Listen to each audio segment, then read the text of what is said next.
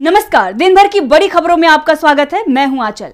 आज इस बुलेटिन में बात होगी भारत जोड़ो न्याय यात्रा पर हुए हमले से घिरी बीजेपी की, महाराष्ट्र में शुरू हुए मराठा आंदोलन की, बात करेंगे चंडीगढ़ मेयर चुनाव पर हाईकोर्ट के सख्त निर्देश की, बिहार में सीट बंटवारे पर एनडीए में बढ़ते टकराव की, जानेंगे झारखंड के सीएम से ईडी ने पूछे क्या सवाल, और बुलेटिन के आखिर में देखेंगे जाने माने कार्टूनिस्ट इरफान की किस खबर पर पड़ी है तिरछी नजर।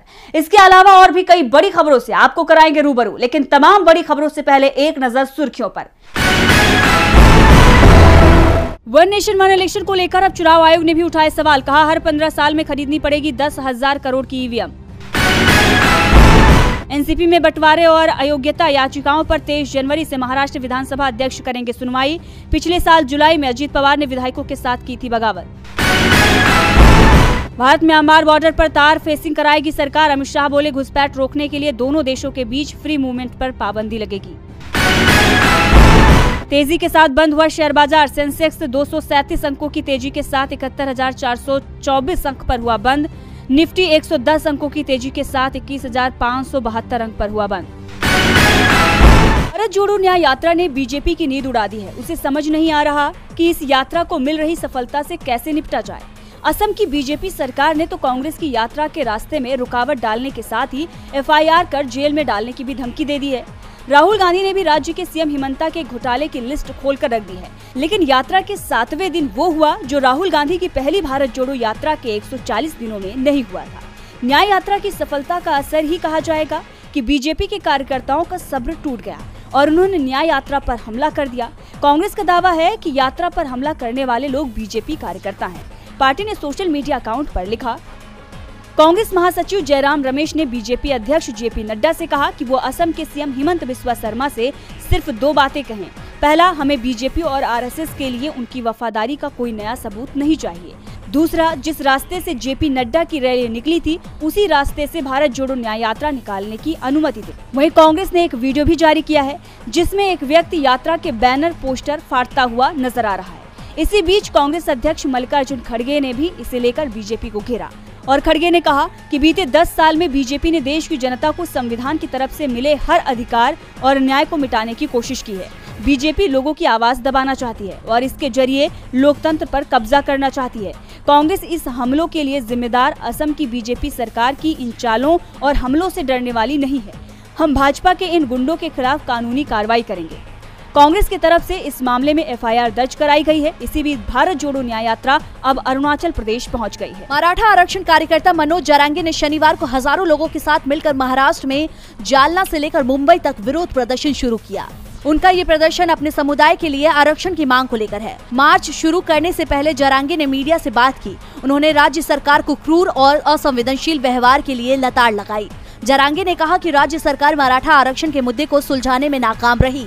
इसके साथ ही उन्होंने अंतिम सांस तक इस लड़ाई को जारी रखने की कसम खाई है। ये प्रदर्शन मार्च जरांगे के पैतृक गांव अंतरावली सारथी गांव से 11 बजे शुरू हुई। जरांगे ने कहा, आरक्षण के लिए मराठा समुदाय ने सरकार को 7 महीने का समय दिया था, लेकिन इस पर कोई कदम नहीं उठाया गया। मैं इस प्रदर्शन को अपनी आखिरी सांस तक जारी रखूंगा। जब तक आरक्षण की मांग पूरी नहीं हो जाती मैं पीछे नहीं हटूंगा। जरांगे ने मराठा युवाओं के जान जाने में वृद्धि का हवाला देते हुए राज्य सरकार और अन्य मंत्रियों की आलोचना की है। उन्होंने कहा, मराठा युवा आरक्षण के मुद्दे पर अपनी जान दे रहे हैं, लेकिन सरकार अब भी कुछ नहीं कर रही है। सरकार इतनी क्रूर और असंवेदनशील कैसे हो सकती है। उन्होंने बताया कि इस प्रदर्शन के दौरान भूख हड़ताल पर वो अपने समुदाय के लोगों के साथ बात करेंगे। 25 जनवरी को जरांगे के मुंबई पहुंचने की संभावना है। आपको बता दें कि महाराष्ट्र में सीएम एकनाथ शिंदे की अध्यक्षता में 1 नवंबर 2023 को सर्वदलीय बैठक में सभी दलों ने सहमति जताई कि मराठा समुदाय को आरक्षण मिलना ही चाहिए। बैठक के बाद सीएम एकनाथ शिंदे ने कहा था, ये निर्णय लिया गया है कि आरक्षण कानून के दायरे में और अन्य समुदाय के साथ अन्याय किए बिना होना चाहिए। उस समय सीएम शिंदे ने आरक्षण के लिए अनशन पर बैठे मनोज जरांगे से अपील की कि वो अनशन खत्म करे। हिंसा ठीक नहीं है, जिसके बाद मनोज जरांगे ने अनशन खत्म कर दिया था, लेकिन अभी तक मनोज जरांगे की मांग सीएम एकनाथ शिंदे ने पूरी नहीं की है और एक बार फिर से मराठा आरक्षण को लेकर आंदोलन की तैयारी तेज हो गई है। महाराष्ट्र में मराठाओं की आबादी 30 से 33% है। महाराष्ट्र की 48 लोकसभा सीटों में से 20 से 22 सीटें और विधानसभा की 288 सीटों में से 80 से 85 सीटों पर मराठा वोट निर्णायक माना जाता है। अब देखना होगा कि सरकार चुनाव को देखते हुए क्या फैसला लेती। चंडीगढ़ मेयर चुनाव 18 जनवरी को होने थे। मतदान से आधे घंटे पहले पीठासीन अधिकारी के बीमार होने की वजह से चुनाव को स्थगित कर दिया गया था और वोटिंग के लिए 6 फरवरी का दिन तय किया गया था। इस चुनाव में कांग्रेस और आप बीजेपी के खिलाफ एक साथ आए हैं।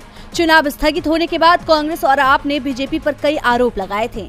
साथ ही पंजाब और हरियाणा हाईकोर्ट में याचिका दायर की गई थी, जिस पर सुनवाई करते हुए हाईकोर्ट ने साफ कर दिया है कि चुनाव में 18 दिन की देरी स्वीकार नहीं की जा सकती।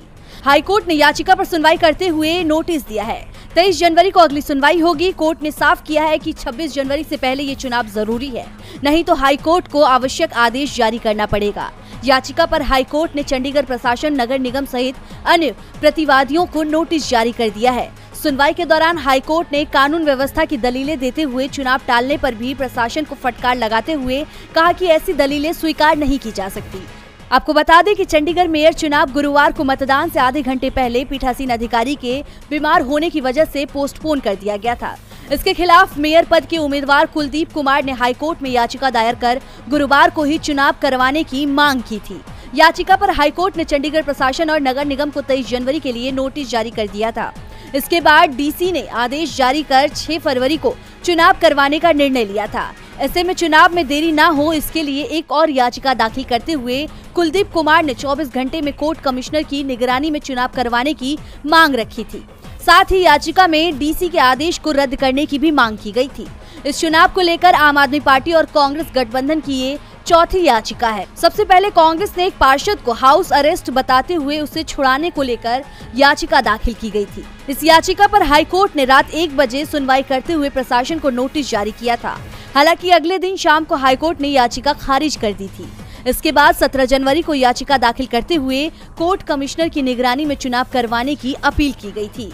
हाईकोर्ट ने इसे इनकार करते हुए चुनाव की वीडियोग्राफी का आदेश दिया था। इसके बाद एक बार फिर हाईकोर्ट में सुनवाई हुई और हाईकोर्ट ने 23 जनवरी को अगली सुनवाई की तारीख दी है। अब देखना होगा कि इस सुनवाई में क्या कुछ होता है। बीजेपी के लिए लोकसभा चुनाव में इस बार बड़ी चुनौती दिखाई दे रही है। इंडिया गठबंधन की मजबूत होती स्थिति के चलते पार्टी पहले ही परेशान दिखाई दे रही है और उसकी इस परेशानी को बीजेपी के सहयोगियों ने और बढ़ा दिया है। सीटों की संख्या को लेकर बीजेपी में खींचतान मची हुई है। बीजेपी के लिए सबसे ज्यादा परेशानी बिहार में दिखाई दे रही है। पार्टी राज्य की 30 सीटों पर चुनाव लड़ने की तैयारी कर रही है, जबकि 10 सीटें वो अपने सहयोगियों को देने को तैयार है। लेकिन सहयोगियों की डिमांड ने बीजेपी के सभी समीकरण बिगाड़ दिए हैं। एक और बीजेपी के नेता नीतीश कुमार के एनडीए में आने के दावे कर रहे हैं, लेकिन उसके जो सहयोगी हैं अभी वो ही उनसे संभल नहीं रहे हैं, क्योंकि सीटों को लेकर एनडीए में जमकर खींचतान शुरू हो गई है। दरअसल सहयोगियों में सबसे बड़ी डिमांड तो एलजेपी के दोनों गुटों की ओर से चल रही है। पशुपति पारस और चिराग पासवान दोनों ही 6-6 सीटों पर दावा कर रहे हैं। एक और पशुपति पारस दावा कर रहे हैं कि उनके साथ एलजेपी के सभी जीते हुए सांसद हैं, तो दूसरी ओर चिराग पासवान खुद को पिता की विरासत का असली हकदार बता रहे हैं। इसके साथ ही हाजीपुर सीट को लेकर भी पेच फंसा हुआ है। चिराग और पशुपति दोनों ही इस सीट पर दावेदारी कर रहे हैं। दोनों इस सीट से चुनाव लड़ना चाहते हैं। इस बीच उपेंद्र कुशवाहा की ओर से भी 5 सीटों पर दावा किया गया है, जबकि जीतन राम मांझी 2 सीटों पर दावेदारी कर रहे हैं। इस बीच विकासशील इंसान पार्टी से भी बीजेपी गठबंधन की कोशिश में जुटी हुई है, लेकिन मुकेश सहनी ने साफ कर दिया है कि वो 6 से कम सीटों पर चुनाव नहीं लड़ेंगे। इसी के चलते उनकी एनडीए में एंट्री रुकी हुई है, यानी बीआईपी को हटा भी दें तो 19 सीटों पर बीजेपी के सहयोगियों की दावेदारी है और इसी के चलते सीटों का बंटवारा नहीं हो पा रहा है। संकेत मिल रहे हैं कि सीट बंटवारे के चलते एनडीए बिखरता दिखाई दे रहा है। झारखंड भूमि घोटाले को लेकर आज ईडी की टीम रांची पहुंची और सीएम हेमंत सोरेन से लंबी पूछताछ की।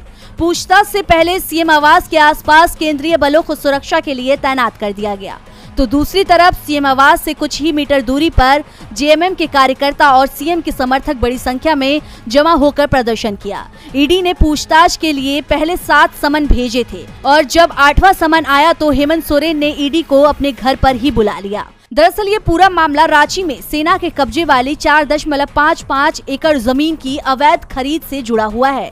इस मामले में प्रदीप बागची, विष्णु कुमार अग्रवाल, भानु प्रताप प्रसाद और अन्य आरोपियों पर पश्चिम बंगाल और झारखंड में मामला दर्ज किया गया था और बाद में इसमें ईडी की एंट्री हो गई। ईडी अब तक इस मामले में 14 लोगों को गिरफ्तार कर चुकी है और दावा तो हेमंत सोरेन की गिरफ्तारी के भी हो रहे हैं।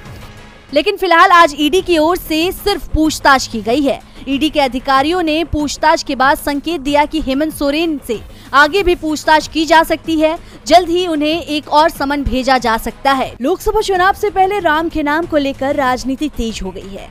बीजेपी राम के नाम पर वोट मांगने की तैयारी में है, तो दूसरी तरफ कांग्रेस समेत पूरा विपक्ष राम मंदिर के मुद्दे पर बीजेपी को घेरने में लगा हुआ है।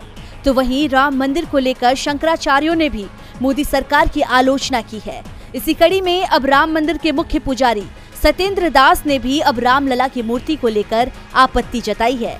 दरअसल अयोध्या राम मंदिर में प्रभु रामलला की प्राण प्रतिष्ठा की पूजा अर्चना और अनुष्ठान किए जा रहे हैं। इस बीच रामलला की एक तस्वीर वायरल हो रही है जिसमें भगवान के आंख खुले हुए दिखाई दे रहे हैं, जिस पर राम जन्मभूमि के मुख्य पुजारी आचार्य सत्येंद्र दास ने नाराजगी जताई है और कहा कि ऐसा स्वरूप मिल नहीं सकता।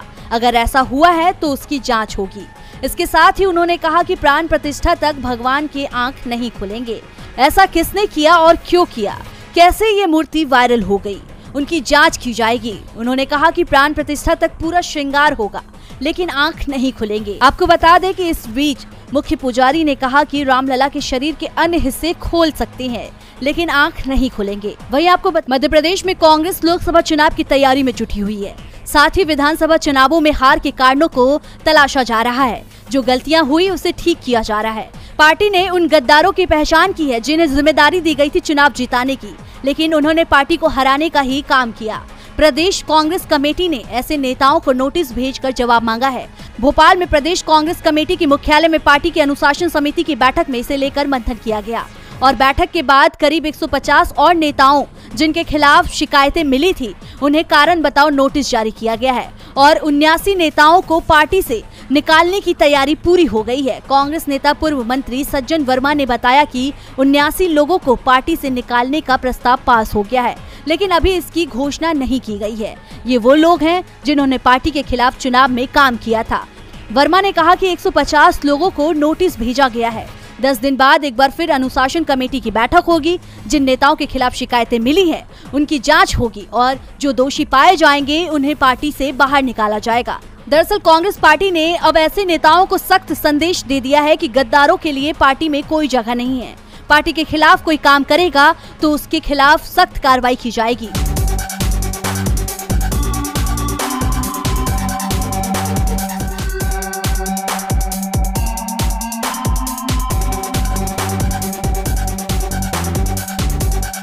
आखिर मणिपुर से बचकर निकल गई राहुल गांधी की भारत जोड़ो एकता यात्रा पर असम में हमला हो गया है।